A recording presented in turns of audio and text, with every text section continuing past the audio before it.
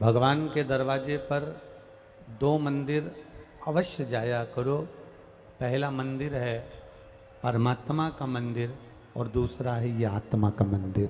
ये दो मंदिर में प्रवेश अवश्य होना चाहिए। आत्मा के मंदिर में आप प्रवेश कैसे करोगे? शिव महापुराण की कथा कहती है किसी भूखे को भोजन कराकर, किसी प्यासे को पानी पिलाकर, जिसको औषधि की जरूरत हो उसको औषधि देकर, जिसको धैर्य की जरूरत है उसको धैर्य प्रदान कर कर, जिसको जिस चीज की उसको जरूरत लग रही है उसके जीवन में अगर उसका दुख थोड़ा भी हल्का कर सको, उसका दुख थोड़ा भी समाप्त कर सको, तो उससे बढ़कर कोई सुख नहीं है महाराज। यह आत्मा का मंदिर का प्रवेश द्वार है।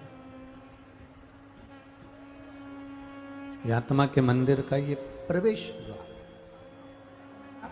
और हम फिर कहेंगे लक्ष्मी, गाय और बेटी, ये 50 बार विचार करना, फिर देना। पैसा हर किसी के कटोरे में मत डाल देना। बेटी और लक्ष्मी, ये तीन बड़े सावधानी से देना। कौन सुखी है, किसके जीवन में सुख है? शिव महापुराण की कथा कहती है जीवन में केवल सुखी वही है जो भगवान की शरणागति में बैठा है, जो भगवान के चरणों में जाकर बैठा है और भगवान की भक्ति में जो डूबा हुआ है, वो दुनिया का सबसे सुखी व्यक्ति है। वो जीवन में कभी हारता नहीं।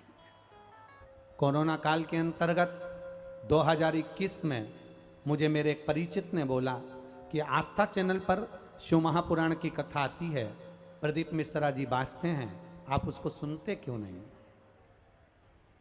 मैंने कार्यक्रम को देखना प्रारंभ करा और बाबा के अनुसार 2021 में दिसंबर के महीने में शुक्ल पक्ष की अष्टमी तिथि के दिन आपने एक उपाय बताया था कि ब्राह्मण के जोड़े को उसके बच्चे के साथ बेलपत्री के पेड़ के नीचे बिठाकर खीर भोजन करा दो, खीर खिला दो, और उस खीर को पति पत्नी दोनों बेलपत्री के पेड़ के नीचे ही उसको खा लें और दीप प्रज्वलित कर पूजन कर कर आ जाएं। बाबा, मैंने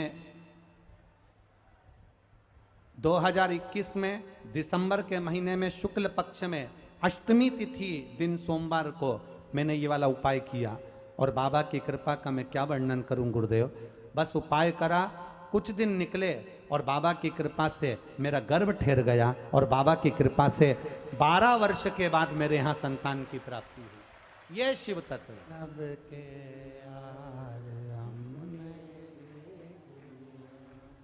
सब मतलब के होंगे पर मेरा महादेव मतलब का नहीं होता। मेरा महादेव ये नहीं देखता कि आप कौन हैं, आप कौन है, मेरा महादेव नहीं देखता।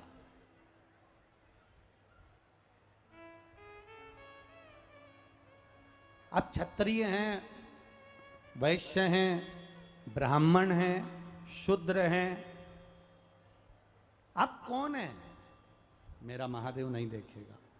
मेरा महादेव तो इतना जानता है कि जो मेरे को दिल से भज लेता है, जो मुझे दिल से पुकार लेता है, जो मुझे दिल से अपना मान लेता है, मेरा बाबा कहता है मैं उसको खाली नहीं छोड़ता, उसकी झोली भर कर ही छोड़ता।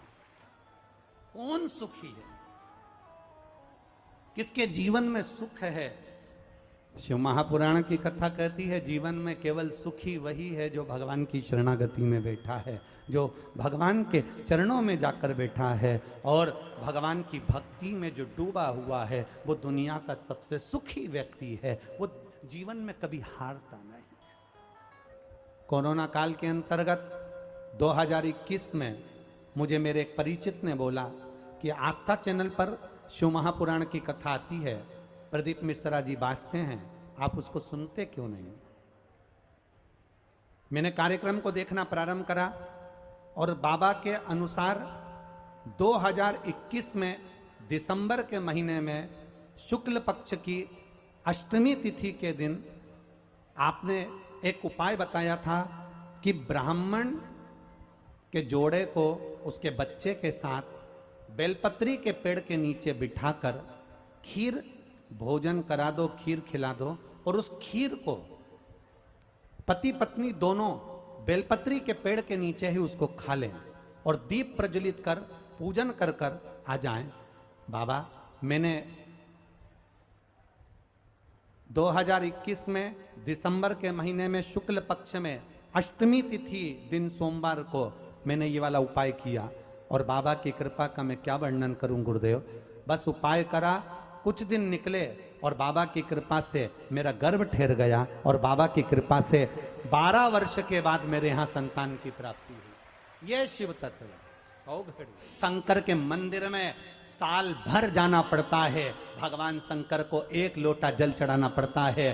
उनके टीचर ने जो बताया वैसा उस बच्चे ने करा तो पास हो जाता है, और इस टीचर ने तुमको जो बताया उसके नियम से करने होगे तो पास हो जाओगे। ये निश्चित क्या रहे हो, आप कैसा आनंद लेना चाहते हो, आप कैसा भजन करना चाहते हो, आप कितना कीर्तन करना चाहते हो, आप ये ऊपर है।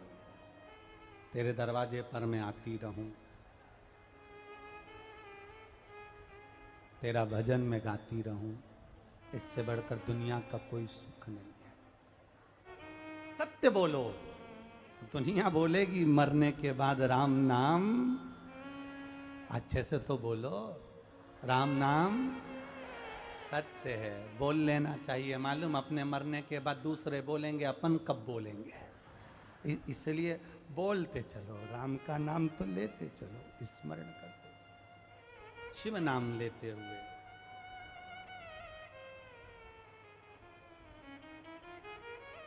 भगवत नाम लेते हुए चलते। नंदीश्वर ने भगवान शंकर के चरणों का स्मरण किया, और शिव जी का स्मरण कर कर भगवान शंकर के पावन चरणों का स्मरण कर कर नंदी ने शिवरात्रि के दिन भगवान शंकर की सुंदर बेलपत्र के पत्ते पर लाल चंदन का स्पर्श कर कर भगवान नंदीश्वर भगवान शिव को एक बेलपत्र समर्पित करते हैं। थोड़ा ध्यान देना आप लोग भी, अगर कोई विषम परिस्थिति हमारे सामने आ जाती है, कोई प्रशासनिक विवाद हमारे सामने आ जाता है, कोई विषम परिस्थिति में जब हम फंस जाते हैं, विषम परिस्थिति में जब हम फंस जाते हैं, विषम परिस्थिति में जब हम आ जाते हैं, और विषम परिस्थिति जब हमारे सामने खड़ी हो जाती है, उस समय पर बेलपत्री के मध्य भाग में, बेलपत्री का जो भाग होता है, इस बेलपत्री के मध्य भाग में लाल चंदन का एक थोड़ा सा भाग लाल चंदन का लगाकर, देखो रोली कंकु अलग होता है और लाल चंदन अलग होता है। नहीं तो कई लोग कहें कि रोली कंकु एक ही है, मतलब रोली कंकु और लाल चंदन एक है, तो दोनों में अंतर है। लाल चंदन अलग होगा और रोली कंकु अलग होगा। जैसा पीला चंदन होता है वैसा ही लाल चंदन होता है। जैसे पीले चंदन को अपन घिसते हैं, ऐसा ही लाल चंदन भी घिसा जाता है। आजकल पीला चंदन भी डब्बियों में घिसा हुआ आ जाता है, तो लाल चंदन भी डब्बियों में घिसा हुआ आ जाता है। कहें अगर विषम परिस्थिति में अगर हम हैं और ऐसा लग रहा है कि ये परिस्थिति हमारे को परेशान कर रही है, या प्रशासन कहीं ना कहीं हमको कुछ ना कुछ ऐसा क्रम बन रहा है कि हमें तकलीफ आ रही है, तो उस जगह पर केवल 3 शिवरात्रि, कितनी शिवरात्रि? केवल 3 शिवरात्रि। हर महीने शिवरात्रि आती है, किसी भी शिवरात्रि पर, प्रत्येक महीने शिवरात्रि आती है, किसी भी 3 शिवरात्रि पर लाल चंदन बीच वाली पत्ती पर लगाकर, अशोक सुंदरी का स्थान छुबाकर, नंदीश्वर का नाम लेकर भगवान शंकर को अपने दिल की बात कहकर समर्पित कर दी जाती है। और उसी बेलपत्र को कुछ क्षण तक रखने के बाद मंत्र का स्मरण कर कर श्री शिवाय नमस्तुभ्यम बोल लो, पंचाक्षर मंत्र नमः शिवाय बोल लो, षडाक्षर मंत्र ओम नमः शिवाय बोल लो, चाहे महामृत्युंजय मंत्र बोल लो, जो तुमको याद हो उस मंत्र का स्मरण कर कर उस बेलपत्र को वापिस उठाकर अपने घर पर लाया जाता है। 3 शिवरात्रि अगर दिल से कर ली जाए तो कैसा भी विवाद चल रहा हो, प्रशासनिक कैसे भी झमेले चल रहे हों, वो सुलझ जाते हैं, उसमें हमें राह मिल जाती है।